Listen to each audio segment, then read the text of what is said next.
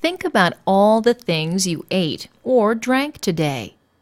At breakfast, you probably drank some type of liquid, such as milk, water, or juice. And you probably ate some type of solid food, such as toast, eggs, or cereal. And all the time, without realizing it, you are breathing in different types of gases your body needs from the air. So, as you can see, the body needs liquids, solids, and gases to survive.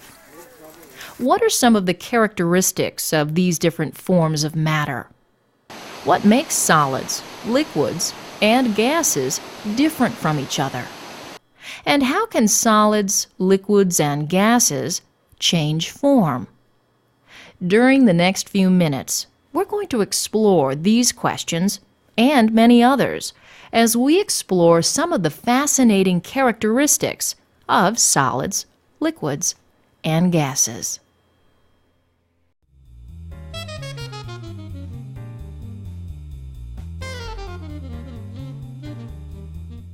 As you probably already know, all living things are made up of matter. Non-living things are also made up of matter. Even some things we can't see, such as air, are made up of matter. What exactly is matter? Matter is anything that has mass and takes up space. You decide. What is matter made of?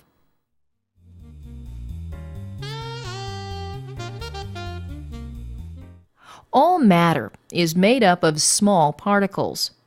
These particles are too tiny to see. The space between particles and the way they move determine whether matter exists as a solid, a liquid, or a gas.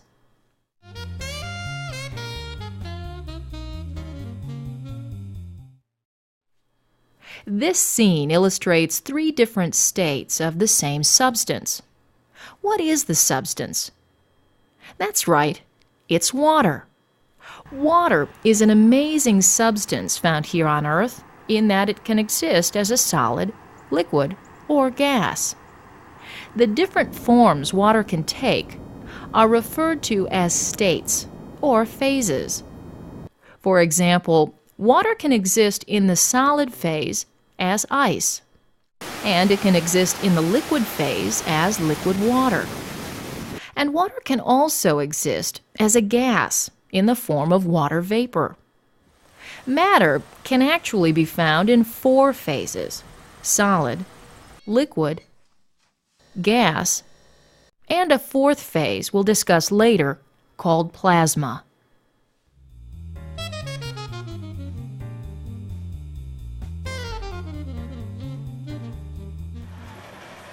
This roller coaster, these icicles, and this cliff are all solids. A solid has a definite shape and volume. Volume is the amount of space that something takes up. Trees are relatively rigid, which gives them a well-defined shape. Why do solids have a definite shape and volume? The answer lies in the arrangement of their particles. The particles in solids are packed tightly together. This is one reason why solids are relatively hard and keep their definite shape. If you could closely examine the internal structure of many solids, you'd find they're made of crystals. A crystal is a regular repeating pattern of particles. Solids made up of crystals are called crystalline solids. Common table salt is a crystalline solid that has a square-shaped crystal pattern. This amethyst has a definite crystalline shape, as do snowflakes. While all snowflake crystals have 6 sides, no two snowflakes are exactly alike. Not all solids are crystalline solids. Some solids are called amorphous solids. Tar used to repair roads and candle wax are examples of amorphous solids. Windows are also considered to be amorphous solids. A window, while it appears to be quite solid, over many years may move and reshape itself, as seen in the glass of this old house. Let's take a look now at liquids.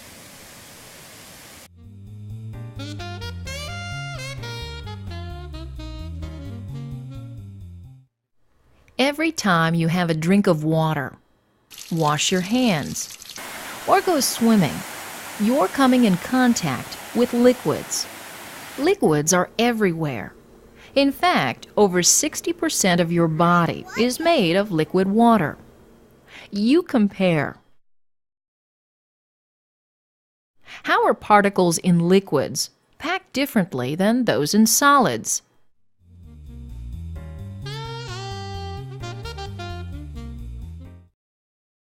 The particles in liquids are not packed as tightly together as in solids.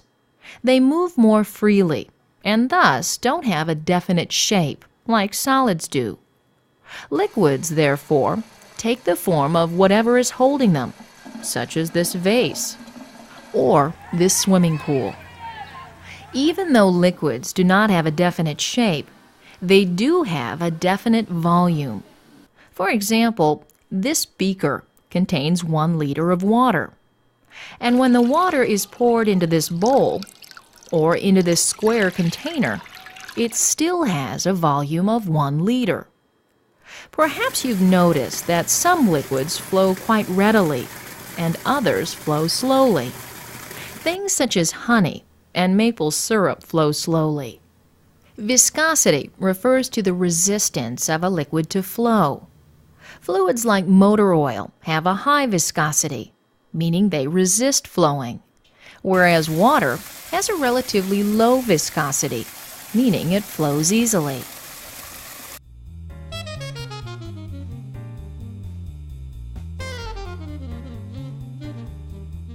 When you first think of gases, you may think about gases coming out of a chimney or from the exhaust of a car. Or you may think of helium gas used to fill balloons. But did you realize that gas is all around us at this very moment? In fact, we're breathing in several different kinds of gases, including nitrogen and oxygen. Without gases, humans and most other living things could not survive. A gas has no definite shape and no definite volume. For example, this helium gas fills the shape of this balloon. Not only does gas have no definite shape, but its volume can vary. This is because particles in gases can freely move about and are packed very loosely. The volume of a given amount of gas can change and adjust to fill the volume of a small container or a large container. This balloon contains gas that has a specific volume. If we squeeze the balloon, it gets smaller, and the volume of the gas inside it decreases. So, as you can see, the volume of a given amount of gas can increase or decrease.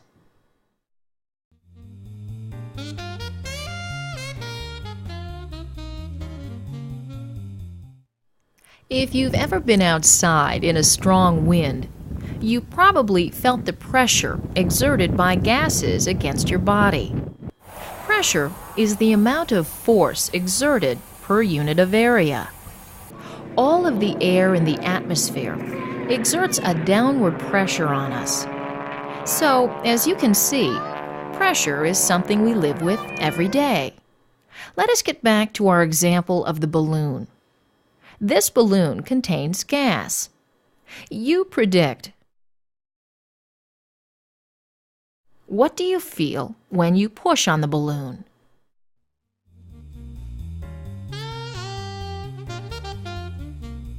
The balloon pushes back. This is because the overall pressure in the balloon increased when it was squeezed.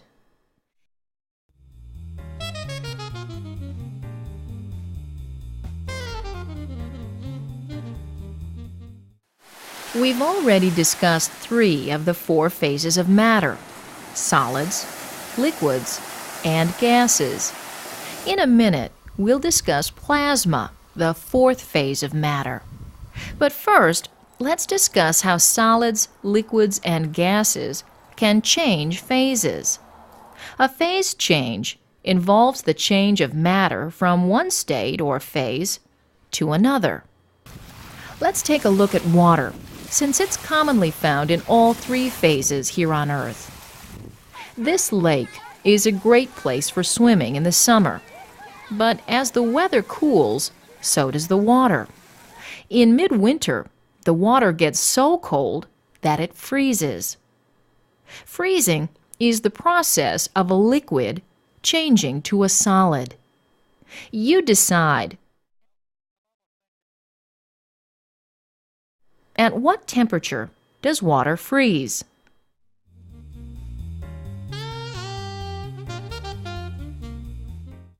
Fresh water freezes at 0 degrees Celsius or at 32 degrees Fahrenheit. The point at which a substance freezes is called the freezing point.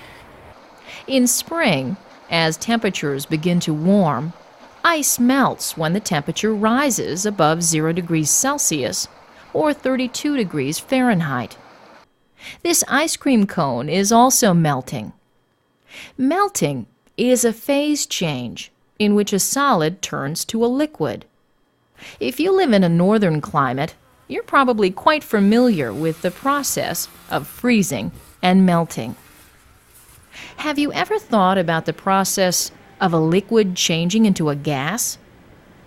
Vaporization is the process of a substance changing from a liquid to a gas. Vaporization occurs when a liquid is boiled. In the process of boiling, particles in a liquid actually change to a gas. You've probably seen water boil. Water boils at 100 degrees Celsius or 212 degrees Fahrenheit, at which point liquid water changes to water vapor. You're probably familiar with the process of evaporation, which occurs when liquids vaporize at the surface.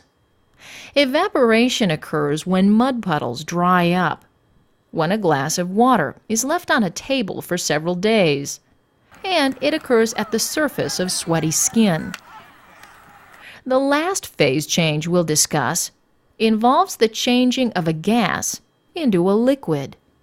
This process is called condensation. If you've ever noticed how a cold soda can develops beads of liquid on the sides, you've witnessed condensation in action. In the process of condensation, water vapor particles in the air are cooled when they touch the cold side of the can, and they experience a phase change from a gas to a liquid. Condensation is the process that forms clouds. Clouds form as water vapor changes to tiny particles of liquid water.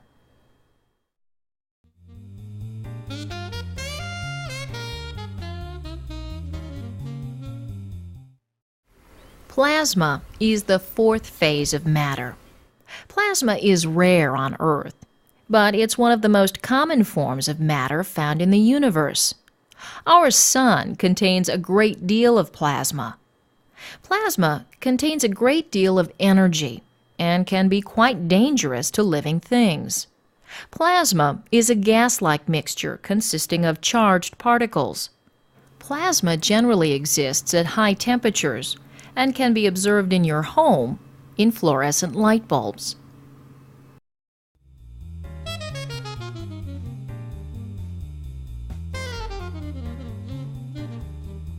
During the past few minutes, we've explored some of the fascinating characteristics of solids, liquids, and gases.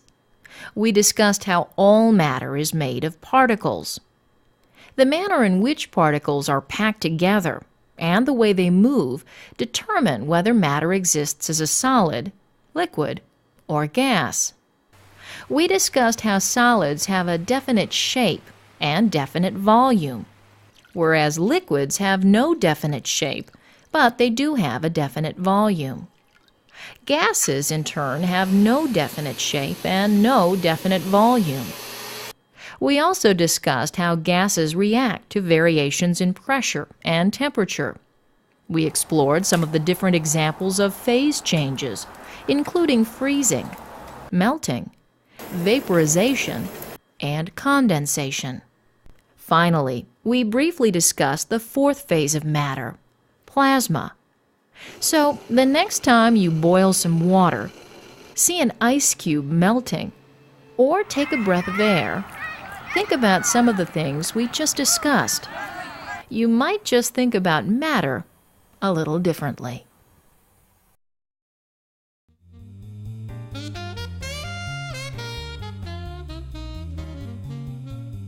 Fill in the correct word to complete the sentence.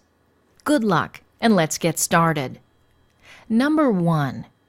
Matter is made up of small.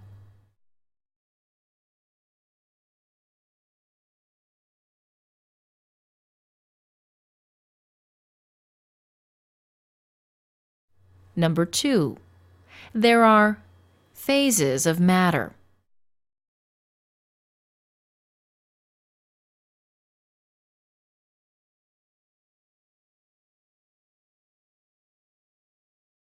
Number 3. Is the amount of space something takes up.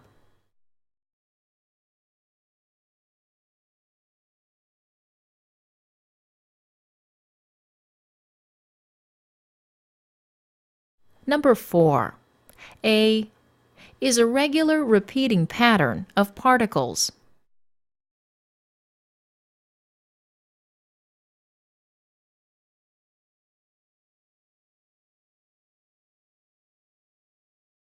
Number 5. Have a definite volume and no definite shape.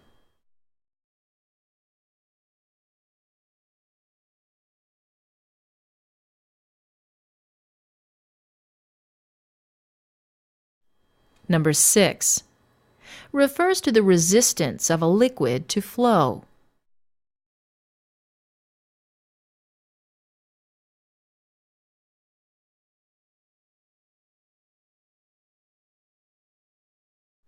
Number 7.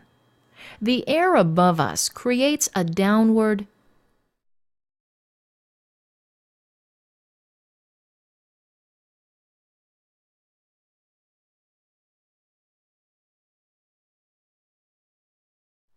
Number 8. Involves the change of a liquid to a solid.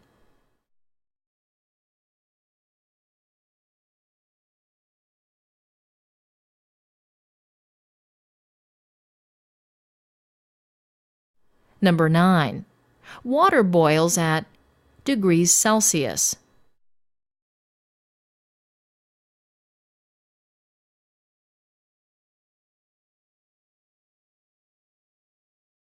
And number 10. Water freezes at degrees Celsius.